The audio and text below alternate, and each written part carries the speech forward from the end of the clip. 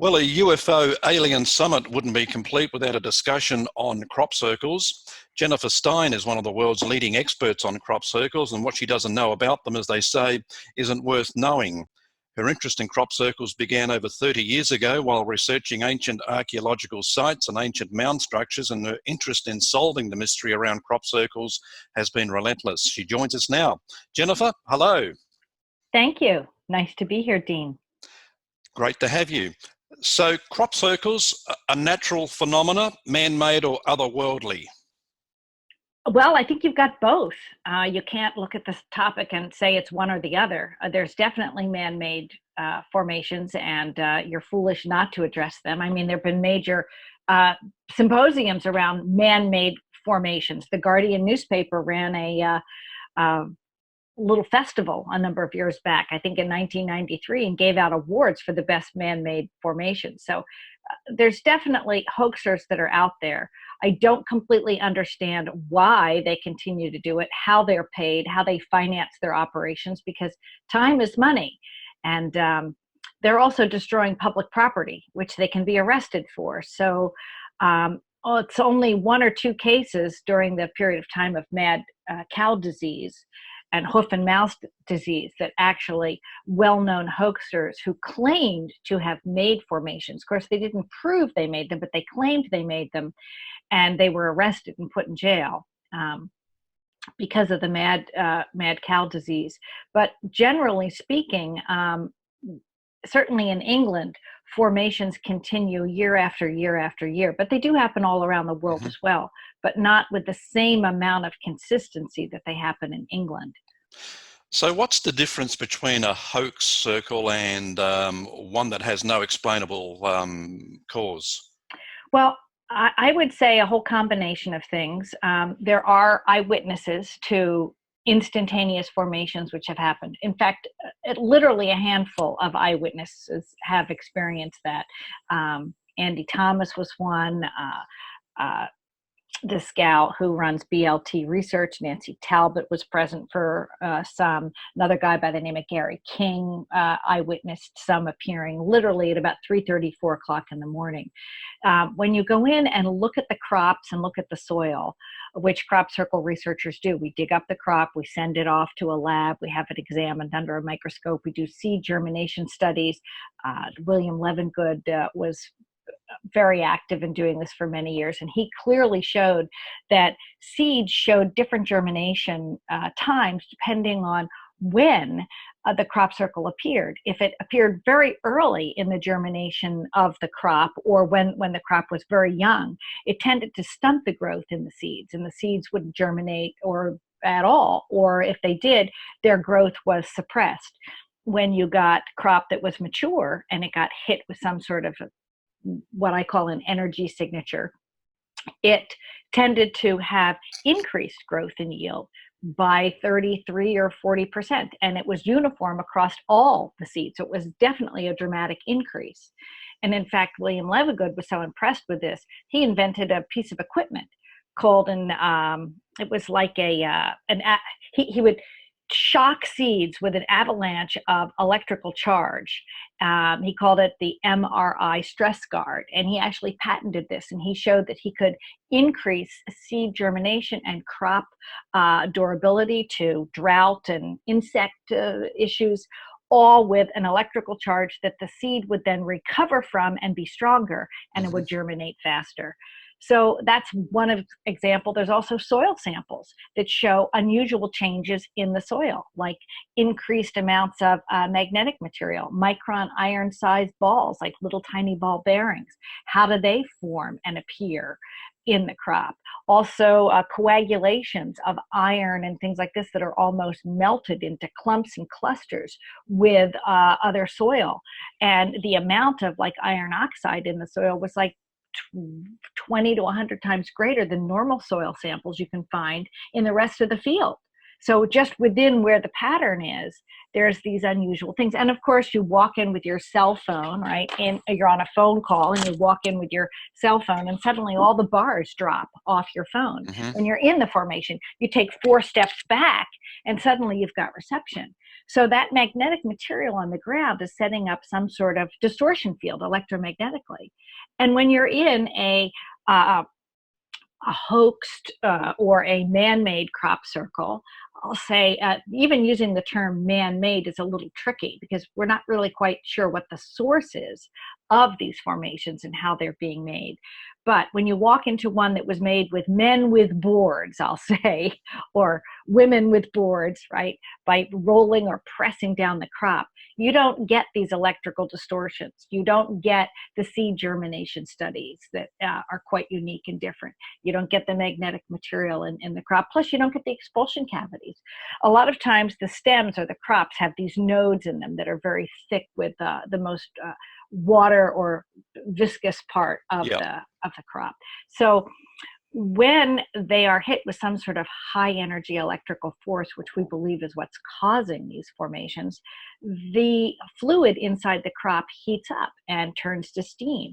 And these softer tissue areas of the side of the crop, the nodes, tend to seep the liquid out of them, or they blow apart, or they explode, or they open in a crevice like a vesica piscis. They just split. Depending on the type of the crop it is, it has a slightly different reaction. Soybeans, of course, react differently than wheat or barley. But you have these, what I call energy signatures. A lot of people think they're burnt. They're actually not. It's a form of necrosis. It's like a bacteria that grows, or a fungus that grows on the side of the crop, because the fluid's on the outside and bugs come by and land on it, leaf bacteria, and it degrades, and it's called necrosis. But it's a darkening. Yeah. You can clearly see, and you can sometimes see literally right through the hole of the expulsion cavity. It blows out both sides of the node very quickly. So these bugs that land on it while the process is happening, do they get, what's the word? They often get cooked or literally fried. They stick to the crop, so you can find all sorts of, hard cooked bugs, flies and ants, sometimes mice. I've heard of porcupines, squirrels, birds that are all killed in the process. And when you look at them, it almost looks like they were put into a microwave. If you look at them under an X-ray, they're literally hard cooked. I'm fascinated to understand, when you say witnesses, the people that actually saw these actually saw them being formed? Yes, there have been a number of eyewitnesses. A very famous one named John Whalen. People claim his footage is hoax, but he was actually sleeping on Oliver's Castle, and I think this was about 1995 or 98. I'm not exactly sure on the date, but he's an Englishman, camping out, had a tent, had his nice little home video camera on a tripod covered with a baggie, because it gets very damp and moist, in England at night. And he woke up at about 3:30, 4 o'clock in the morning and heard this very unusual sound. And he got out of his tent, was looking around. He really couldn't see much going on, but he pointed, turned on his camera, and his camera didn't even have a viewfinder, right? He had to look at it with his eyepiece. And he just turned the camera on and pointed it in the direction where he was hearing the sound coming from. He didn't even move it. He just turned it on, and then he was looking around thinking, well, maybe he'll capture something. And sure enough, he captured these two lights kind of coming in and floating around in the crop.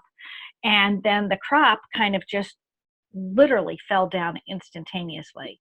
And there are other people who have reported this. A guy by the name of Art Rantala here in the United States, I think in Mayville, Wisconsin, was getting ready to watch a rainstorm move across his field and his property. And he saw some wheat like just wiggling all of a sudden, and then it just kind of collapsed. And then he saw a shadow in the field. And he walked out there the next day, and sure enough, there was, crop down. And it was investigated, and it had the typical energy signatures that we see, like expulsion cavities, and seed germination studies were done. And if the soil sticks to a magnet, if you take a good sized magnet into a field and just dig up some soil and stick the magnet to it, if it's sticking, well, there's something unusual there. That's a quick, easy test, right? You can walk, 50 feet to the right and test the soil over there. And if you don't get the same thing, something kind of unusual went on. Yeah. Do you think there's a message from, say, ET in crop circles? And if there is anyone trying to decipher it? Well, there are many people, and I would say I may not be an expert on that particular topic, but there have been some perplexing formations. Certainly, there has been a code that was identical or very similar to a code that Carl Sagan came up with, that we sent into space in Arecibo in 1975, actually, as a publicity stunt to try to get attention to what Arecibo was doing and maybe even raise money. So we created this binary code of the shape of Arecibo, the number of planets in our solar system, the size of our human body, what our genetic structure is made out of, what's called punch, our chemical makeup inside our physical bodies, our population, our number counting system. It was like a structured code, and it had a pattern to it. And one of these appeared actually in England, right outside of the windows of this signal receiving center named Walton in England, where there's large disc arrays to see if we hear unusual signals coming from space. So it was a very interesting place to actually have that pattern appear. Paul Vigay was a researcher at the time. We have since lost him, unfortunately, under mysterious circumstances. But Paul was the one who finally decoded it, because when you were on the ground, you really couldn't figure out what it was. And in those days, we didn't have drones, so we were flying helicopters to kind of get pictures of things to understand them. So many people thought, oh, that's a definite sign, and there's somebody definitely trying to communicate with us. These are messages. There have other formations have appeared where there's an alien face holding a disc, which Paul Vigay also translated, and it had a very clear message, like beware of false promises. There are those that are trying to deceive you. The conduit is closing. Wake up now, pay attention. Who knows if those are an intelligent species trying to communicate with us, or if this isn't some type of scalar wave technology that can be used for defense, and it's instead turned onto specific areas of the crop, and quick impressions are dropped down into the crop with some type of scalar wave, or if it's not actually an opposite process. Through my research, I think that what's actually happening is energy is often drawn up out of the ground rather than something impressed down. It appears to us that the crop is laid down and something has pressed it or ironed it or steamed it, right, or shocked it down, weakening the crop. But it literally could be an energy signature, and it's some type of energy signature that's being drawn powerfully up from under the ground, because many of these areas are limestone, water aquifers, green sand aquifers. They have high electrical charge, certainly in the summer. And if you have something that is focusing that charge that's in a large underground aquifer, I mean, England has the largest green sand underground aquifer that runs from one end of the country to the other. And a majority of all these crop circles are happening along the edges of that aquifer, which electrically, when you speak to an electrical engineer or a geologist that studies, say, earthquakes, they can explain that to you in a way far more articulately than I can. But it could be a natural phenomenon, or a phenomenon that's triggered by a little tweaking. Now, is that a man-made thing? Is that some of our military playing around with us? Is that ET using a natural occurring electrical phenomenon that they can quickly manipulate? Yep. I have no idea. I've never had an ET land in my yard and tell me, no. Right? So I'm left with this big question, and I go out and speak to groups like the Rotary group, right? If I show up and say, yes, ET's giving us a message, they're just going to laugh me out the back door and say, well, thanks for coming. But there's so much to these odd phenomenon of UFOs appearing, of course, and odd phenomenon and signs in the ground like crop circles. I want to take people into a journey of exploration, and I need to stay very grounded. And I have a science background, so when I present, I give them the facts and let them decide what they think. I don't try to put ideas in their mind and tell them this is definitely ET communicating with us. There's no way I could prove that. Well, the message in Signs, of course, was a malevolent one. They were bad aliens. So, but so far, so good with us. We haven't seen that. Right. That film was done very near where I live, and where a good friend, Linda Howe, was living at the time, too. Yes. Okay. Is there an historical aspect to crop circles? Are they Yes. recent? Yes, Okay. yes, there is an historical aspect. There's lots of Indian records that show they were drawn and they happened. Also, crop circles appear near ancient sites, like conical mounds, earthen mounds, places like Silbury Hill in England, or the snake mounds that we have in Peterborough, Canada.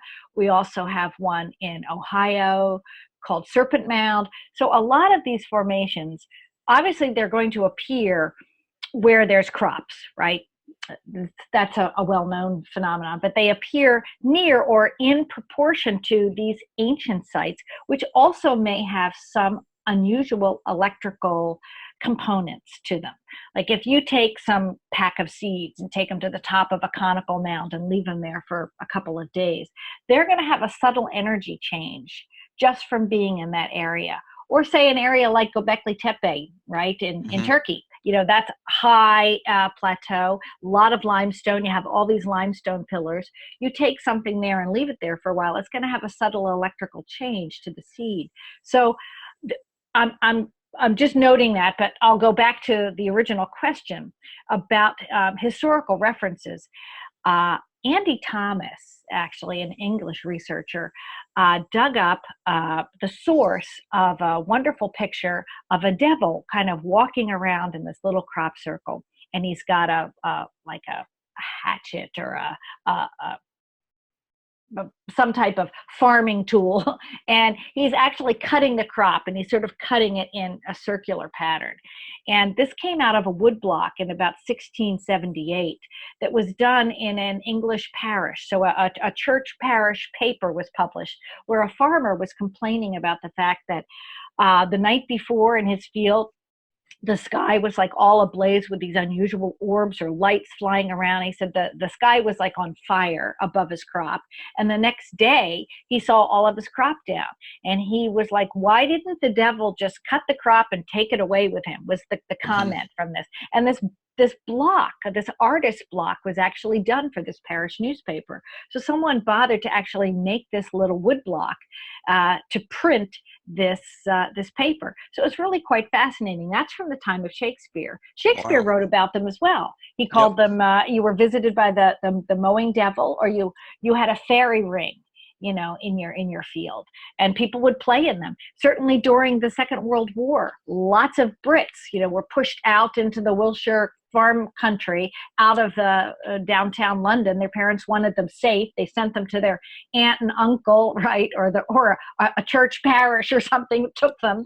And so the kids were playing in crop circles because they were happening during the middle of the Second World War. So I know many people who were like my parents' age who talked about that. Yeah. Did they only ever happen, say, in wheat, barley, and corn crops? I mean, do someone with a large back or front yard with high lawn, do they happen on other vegetation? Yes, they happen in tall grasses. They happen in people's corn patches, I've heard.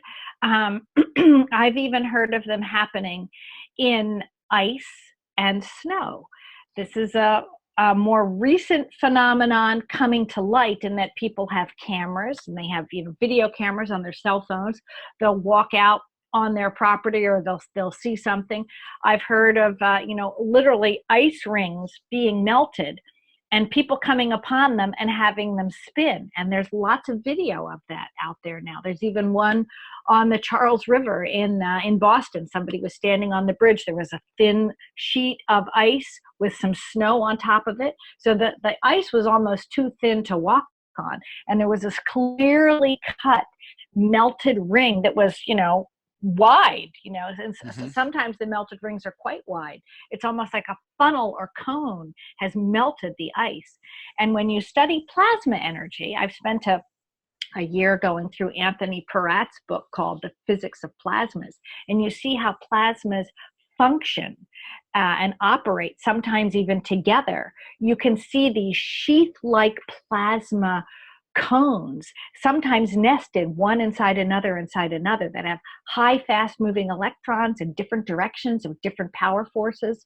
It makes you think that, okay, maybe this is some type of scalar wave or plasma activity that's being manipulated. And of course, a water situation is much like an underground aquifer, right? Where you have water moving, you have electrons being stripped. So you have a very volatile or highly electrical situation, which can react quickly. So I'm not surprised that we're seeing ice rings. Yeah, I just wanted to go back to the hoax crop circles. I just always wondered whether there's a sinister agenda behind those committing the hoaxes, or maybe there's someone behind the people actually forming the crop circles who have an agenda, and I'm not sure what it is, but it could be. Well, I am not sure either. I can tell you I hear rumors, but I couldn't tell you that they're real or not. But I have heard that many of these, I'll call them younger kids because I'm in my 60s, so maybe they're in their 40s or 30s or 20s. They often have nice cars, nice cell phones. They're not working, or if they are working, they're barist, they're baristas, right, in a coffee shop or something. They haven't necessarily been to college. They're driving very nice cars. Sometimes they're living in a type of government housing where other ministers of state have lived. And you have to beg the question, what's going on here? This has been reported in England. I don't know too many hoax formations that are happening in the United States, although I suspect they could. But I'm mostly in touch with legitimate researchers who spend their hard-earned money and vacation time driving to 4 states east or west of them to go take soil samples and check out what's going on in a formation. Yeah. And I have to say, now that we have lost William Levengood, we're really looking for some new biologists and who want to step up and get involved in this field. There's a mark for them to make in continuing to do research in this area. Okay, yeah, it's almost like, watch the left hand and you won't see the right type exactly. Thing. Yeah. Right. Pay attention to don't look at the man behind the curtain. Pay attention to what's happening on the screen over here. Exactly. Is there one country that's more of a crop circle hotspot than another? I would definitely say England is, because it's got the largest green sand aquifer, right, that moves straight through it. And when you look at the United States, there are certain states that have large green sand aquifers as well that roll right through them. So you can look at parts of, say, central Canada, between the Great Lakes regions, between Lake Huron and Lake Ontario, that kind of a swath that kind of moves right down through that area, right into parts of northern Pennsylvania, Erie, and straight on into Ohio, and then rolls right down into Kentucky. And those areas have had some of the largest number of formations in the United States happening. So wherever you have these large geologic structures like this, deep underground, lots of limestone, you're going to have increased numbers of formations happening. Yes. You mentioned some examples earlier, but do you have a favorite crop circle? Is there one more interesting than the others? Oh, well, Barbary Castle was like a time when a lot of us were really waking up, to the crop circles. That was probably one of my favorite ones. Because it was just so different. There was a period of time when the only people doing research was like Colin Andrews and Pat Delgado, and all the formations were circles and quintuplets and series of circles of 4 and 6 and 8 type of things. And then finally, when Barbary Castle came, it was like, wow, there's a pyramid, there's a circle, and then there have been variations on similar themes. That was a real turning point for me. And of course, I've been in a number of great formations. I loved the Swallow Formation. I was in it in one of the first days it appeared. So, you have relationships where you have memories of things that occurred in certain formations. I remember being in a famous formation. Some people referred to it as the pillow, but it literally looked like it was like a pyramid from the ground, or it looked like a pyramid from the ground because the wheat stalks literally bent at different nodes. Right. So as you walked in, it had a dimensional level of unusualness. I'd never seen anything like this. It wasn't all the crop lying down. Some crop was, up to the second node and then bent, and the other crop was the third node and bent.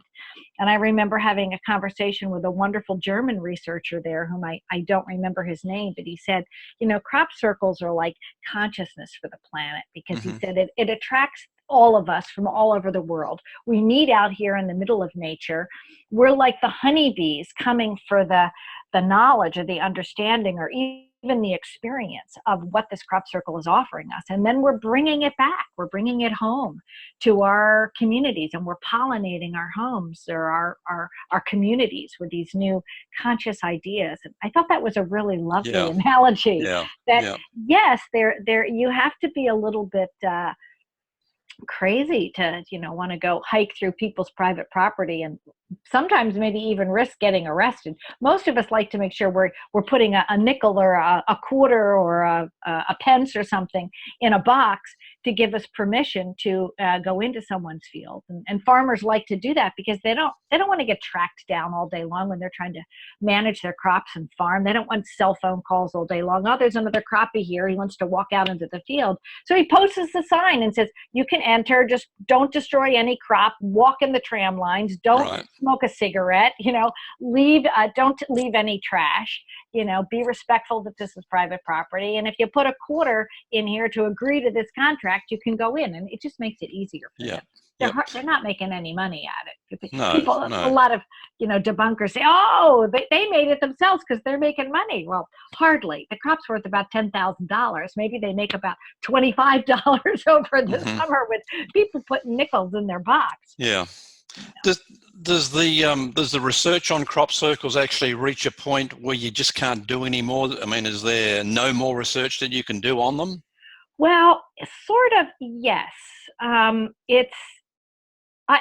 would like to say that I've emailed a couple of very interesting people that study earthquakes. And right before an earthquake is going to happen, usually there's some kind of plasma discharge that happens on the surface. And sometimes this can even be seen or even heard. You hear things like, an electrical rumble that's going on. I have read a lot of the earthquake studies, and I'm convinced that possibly something similar or a similar electrical discharge is taking place, but it's coming from a different medium. It's coming from a softer medium, not like a hard rock that's hitting one another or shell plates that are overlapping, but a different type of medium, like literally built up electrical charge inside like an aquifer of sorts, or from, porous limestone. So I'd love to be able, in areas where there are known formations that happen all the time, to literally put sensor or probes in the ground. We could probably do this, but it would take a large amount of coordination and a large amount of funding. And there's no money to be made in this. So it would have to be a big production company or something that would want to undertake this. But I have thought or designed, as I'm waking up in the morning, I think, oh, that would be a great idea. We could try this. But of course, getting the sensor equipment, not having it stolen, not having the farmer run over it, it's all quite a tricky process. Yeah. But I'd love to see more research done. Do I think logically it would happen? Probably not. So do they remain a mystery? Basically, yes. I think that they do. They're certainly still a mystery to me. If I think I had the answer, I'd probably make a documentary film and tell people what it was. But the more I dig in different areas, like just studying plasmas and how they operate, the laws in which they abide by, it has really impressed me, the overlap and correlation that you see in crop circle formations. So I'd love to see say scientists more trained than I, with higher degrees of background and education and understanding of these intricate levels of science, apply themselves to the crop circle mystery. But that's yet to be seen. Yeah. Well, maybe there's no message in crop circles. Maybe it's just ET showing off and making them because they can. Well, if it is an ET communication, it's certainly a creative way to Yep. reach us. And like my friend in Germany said, it is a pollination process, right? Hmm. So maybe they're actually trying to affect us if it's an ET, infusion. They might be trying to affect our food. And by affecting our food, affect us. It may be a way to try to create stabilization in our food crop. You could Yeah. look at it that way. Or it could be some type of crop war that our military is engaged in as well in other countries. Who knows, right? Yeah. Okay, yeah, a couple more questions before we wind it up. Off crop circles, and you've done a lot of work with Travis Walton recently. Produced a terrific documentary. I watched it a couple of times. Um, is that documentary available for people to watch? Yes, yes.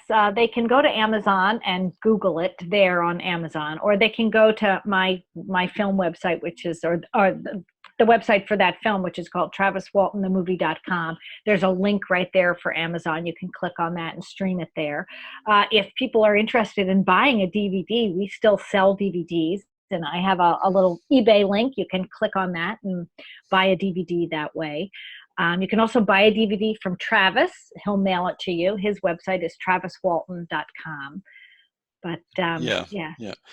I love the actual storyboard of the documentary from beginning to end, and they wind up in the spot that it all happened. Yeah, that was very well done.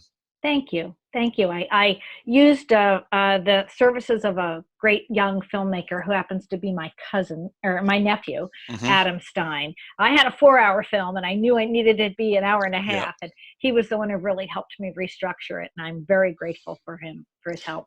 Okay, last question. I'm asking everyone this question about disclosure. Are we close? And if we are and it happens, what will the world look like in your opinion? Well, I'd like to think that we're certainly on the brink of it if it hasn't happened already. I think December 16th, 2017 was a pretty close arrival or horizon for disclosure. It looks to me like with what the Navy's coming out with and the gun footage that's been released, and the open discussions which are now happening, and the new television shows which are out there. We have, I think, is it called Unacknowledged, Yep. possibly? There's a number of great new shows that are out there. And the boys from TTSA, To the Stars Academy. These top military, former military people and Pentagon people like Luis Elizondo, Jim Semivan, Chris Mellon, they are bringing their years of experience to the table and making it public to the American people who are curious. Now they're being debunked and they're being ridiculed, and you have other people like Neil deGrasse Tyson saying, "Oh, they don't know what they're talking about." I'm sorry. I think that they do know what they're talking about, and I think there have always been people inside the inner circles, the inner close military circles, who have felt that we needed to be honest about this. And I think that we're certainly seeing it. It might be disclosure with what we call a little d, because it's not, President Trump coming forward and saying, well, folks, we've lied about this for 60, 70 years. Now we're going to tell you the truth. Who would believe Trump anyway, right? If Hmm. that was the case. So I think it's got to come from these people who have worked in the projects. And But there's been years of deathbed confessions, yeah, yeah. But you you know, but you said something there that really kind of worries me, where you said that we've been lying to you for 60 or 70 years, because my vision of a post-disclosure period immediately after it happens is one of extreme anger from folks. well, we could very well have that because there's this malaise, certainly in the United States, where this disclosure is taking place. There has been the topic's been debunked for so long that people have thought, well, if it, if they're not bothering us, right? If like, I'll back up a second and I'll say most governments have a barometer upon which they evaluate the ET threat. they look at the situation and say, can they outmaneuver us? Well, clearly that's the case. And they've demonstrated that time and time and time again, right? From the 40s right straight through till this, most recent things with the Nimitz that have become public. So we know they outmaneuver us, but do they actually demonstrate some sort of threat? Are they doing threatening things? Well, you could interpret it different ways. There's been many encounters where they have rendered our nuclear weaponry inert. Lots of Minuteman missiles were taken down. A famous book was written by Robert Salas called Fated Giant, which goes into the period in the 60s where this was happening with our missiles. Now we have different types of equipment that are being examined, sometimes by alien craft, and sometimes parts of it are melted. Sometimes the electronics just melt and they don't function the way they were supposed to. So is that a threat? They're not necessarily blowing them up, right? They weren't blowing up those Minuteman missiles under the ground and rendering those areas uninhabitable. No, they just made the missile not function. Yeah. So maybe they're showing a sign of higher intelligence, like, no, you really can't or shouldn't be using these because these are going to kill all life, and maybe they value our planet because maybe they're here as well. Yeah. Maybe there are bases underground that they have. So are they threatening? Well, it depends on how you look at it. Maybe, maybe not. So that's how governments evaluate. Yeah. Do we need to be worried? Do we need to tell the public? And I would say if I was the president, I'd probably react the same way. Let's not tell the public what they don't need to know, because we don't need panic or upset. We need the economy to work well. We need our kids to get educated. We need to continue to grow food and feed the hungry, and solve our bridge collapsing issues, and build our infrastructure, and figure out if we're going to be attacked by something coming in from outer space. We may have asteroid problems, which are far more likely, or sun flare problems, which are far more serious than an ET issue. Yeah. Well, it's a complicated question. Yeah. And I guess to be fair to the president, I think other than George Bush Sr., I don't think many of the presidents in the last 50 or 60 years really have much of a clue of what's going on. Right. Certainly, we know Carter had sightings, and so did Reagan, and they spoke about them. Yeah. Right. Well, we're kind of getting off on a bit of a transit here, Jennifer, but it's been a great discussion. Love the presentation on crop circles, and I'm sure, I'd love to get you back on again. We have a podcast planned for some time in the future, but we could, because your expertise kind of is a lot more than just crop circles. A little bit. Okay. Thank you, Jennifer. It's my curiosity. It Yeah. gets me in trouble. Yep. I dig into rabbit holes maybe I shouldn't be in. You got to have a curiosity. Thank you, Jennifer. It was a pleasure. It was a real pleasure, Dean. Thank you. Likewise. Thank you. Okay. Jennifer Stein joining us today, and crop circles remaining a mystery, I guess, for the near future.